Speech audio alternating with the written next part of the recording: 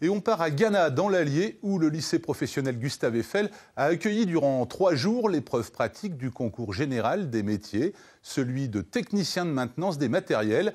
Pour cette édition 2014, ils étaient 9 jeunes élèves âgés d'à peine 20 ans, venus de Bordeaux, de Dijon, mais malheureusement pas d'Auvergne. Les techniciens de maintenance de matériel sont très recherchés sur le marché du travail. Laurent Pelletier, René Thévenot. Répartis sur 3 espaces, sur les 3 secteurs d'activité où ils exerceront très bientôt leur futur métier, dans l'agriculture, les travaux publics ou celui des parcs et jardins.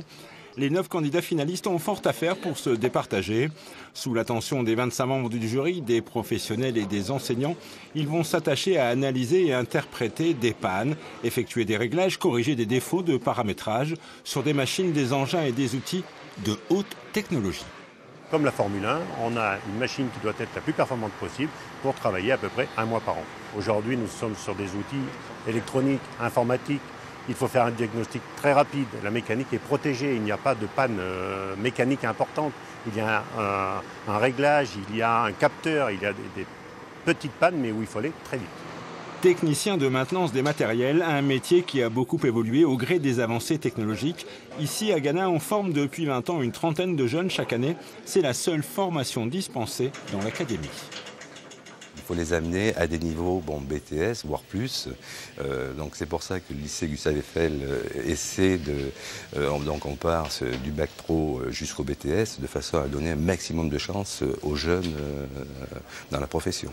Selon les filières des constructeurs et des revendeurs, plus de 5000 postes sont à pourvoir, faute de candidats.